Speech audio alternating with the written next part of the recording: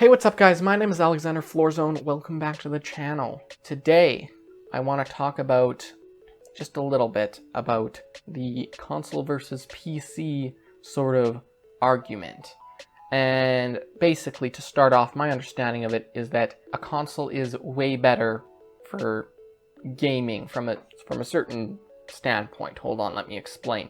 From the standpoint of just being able to plug and play and get like the best possible performance, most optimized games for the lowest price. So I think it's the most economical option for the average gamer, but that's all it can do, right?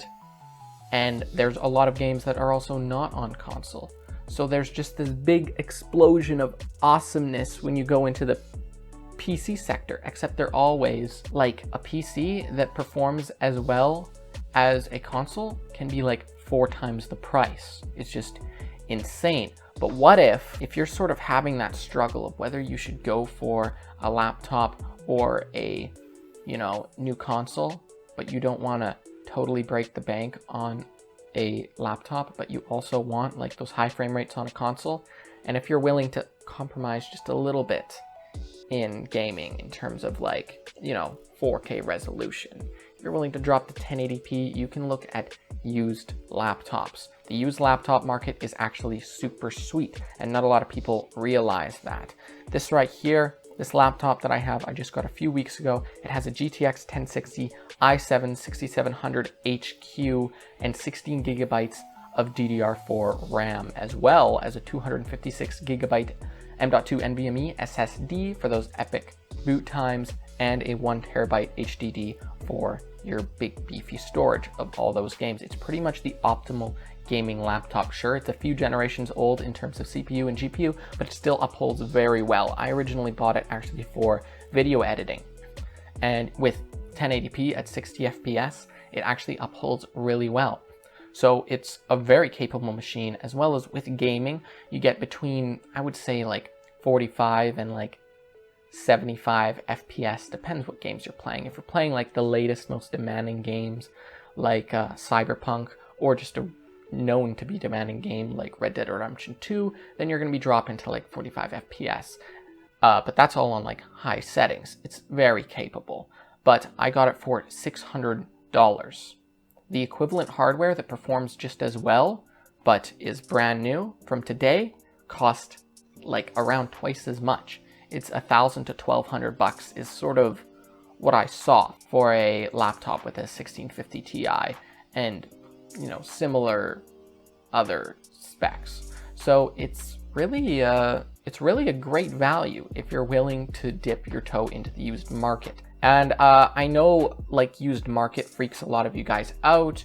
You're worried about getting defective hardware or something that's like messed up and you don't realize that half the USB ports don't work, something like that. But I have some tips for you guys today on how to avoid that possibility and how to get a next to new laptop for legit half the price of if you bought something with the same performance brand new. Now, first of all, you might be noticing that I'm talking a lot about just laptops. That's because the desktop market is actually really bad. I'm not exactly sure why. I don't know if it's because laptops are like non-upgradable, or if it's because pre-builts are just sold at such a high price that people try to resell them for a price that costs the same as just buying all new hardware and putting it together, or what. But one way or another, laptops are way cheaper, specifically the 10 series laptops.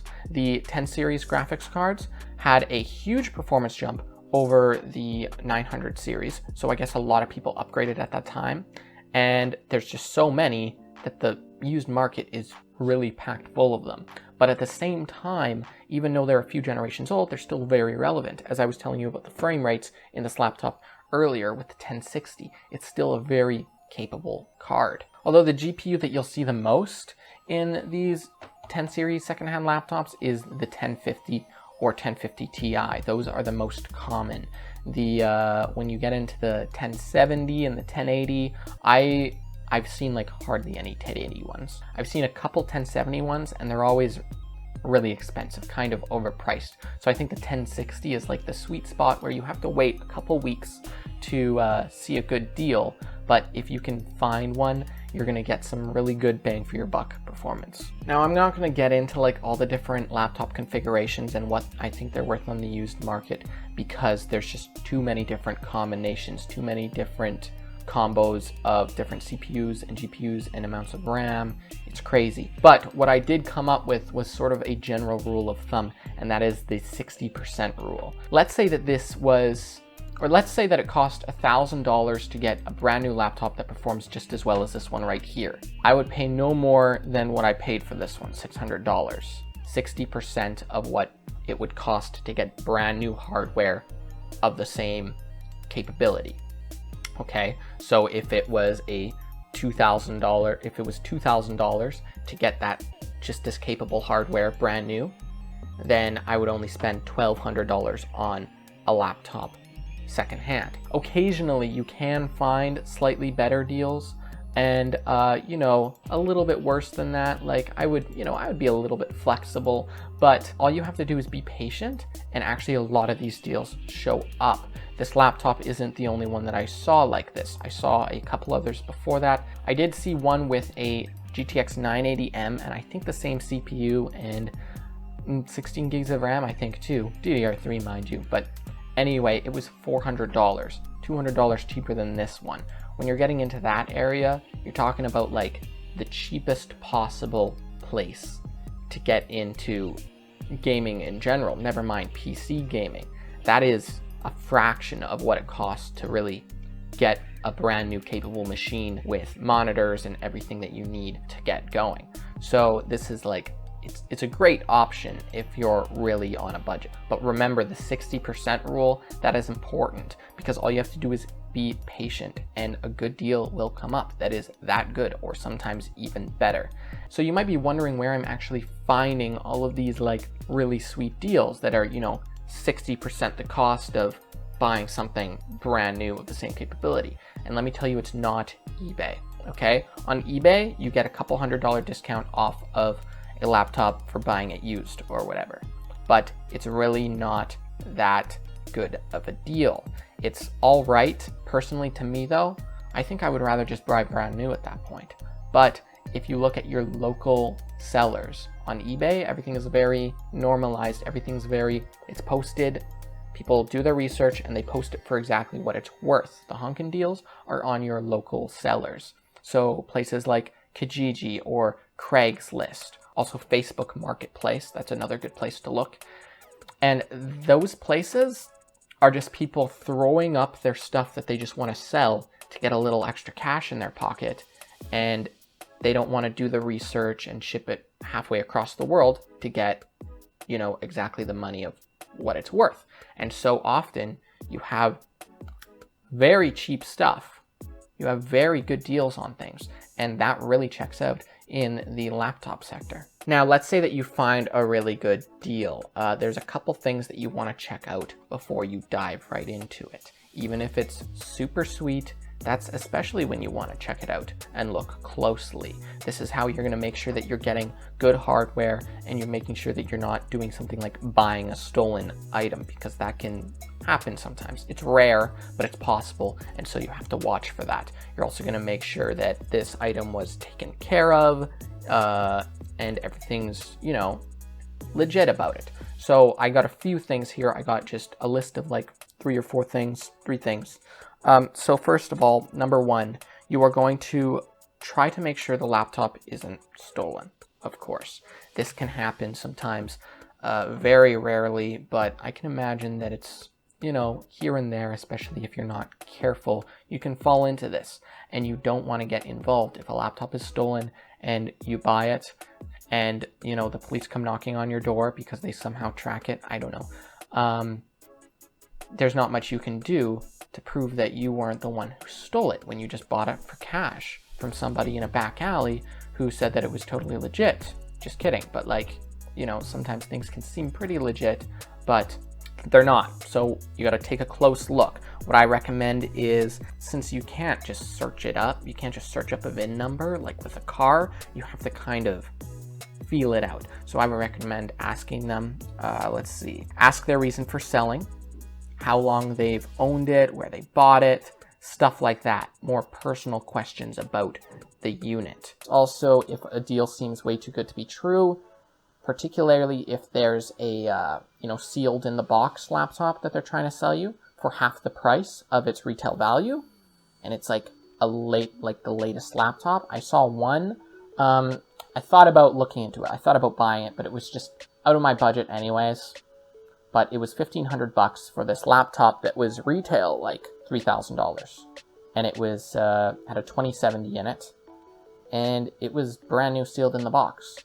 And I was like, I don't know. I got a bad feeling about that one. It might have been legit, but it's stuff like that you can go for it, but you have to be careful, because either it might be a stolen item, in which case you could get in trouble for it, or you could open it up at home and it could be full of rocks, It could just be empty, and then when you go to trace the people back to ask them about it, all their accounts are deleted, stuff like that. But I don't want to scare you guys off with this. This is like very rare. It's just important that you watch for it, that's all. As for guaranteeing the quality of your purchase, you should watch for little signs of how well they actually treated their laptop in the time that they owned it. You'll see things like scuff marks on the lid, something weird like a missing keycap maybe, dirty keyboard, crumbs like in the keyboard, stuff like that. The guy that I bought my laptop from, he actually included this little rubber cover thing here, because he actually always had this rubber cover on here, because he used it as a sort of desktop laptop. He set it up and he covered the keyboard to make sure there was no dust on it, and it looks like brand spanking new. And the whole laptop just looks brand spanking new. The dude really knew what he was doing. I think sometimes it also helps to look at the wording in an ad to see if they know what they're talking about. If they know what they're talking about in terms of specs and stuff, if they list all the ones that are important, then that kind of indicates that they sort of know what they're selling, and they probably took decent care of it if they really understand what it is. I think some people, they buy a gaming laptop because it's a gaming laptop, and they're like, oh, it's a gaming laptop, and they might not know how well you have to treat a electronic such as a laptop. Other than that, I think it's kind of just the obvious little things. Make sure that the computer was wiped clean when you buy it, so it doesn't have all their accounts and their stuff on there. Make sure that it's wiped clean. To check that, you can just open it right up and make sure that it boots straight into Windows setup, where you would just be like clicking next, sign in, change your settings, all that stuff, as if you were buying a brand new machine.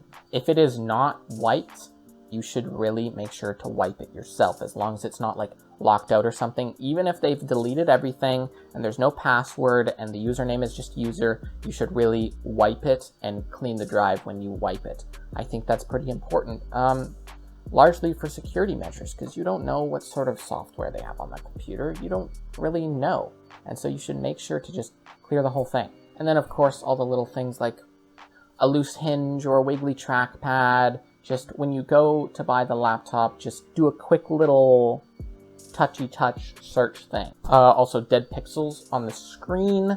Open it up, turn on the screen. You'll be able to see it when you check if it's booting straight into Windows setup. You'll be able to see if there's any dead pixels on the screen.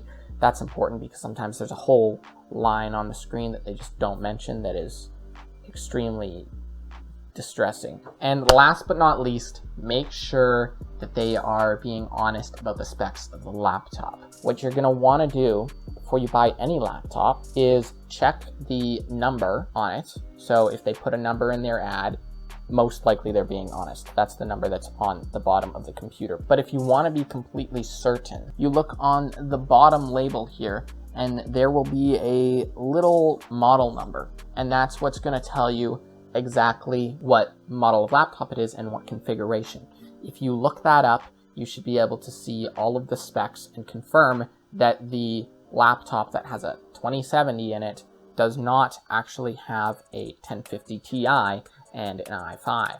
So that's really important if you want to make sure that you're getting what you're paying for. Now, I can't guarantee that these methods will get you exactly what you want and that it will prevent you from getting scammed or getting a crappy laptop. This is just personally what worked for me.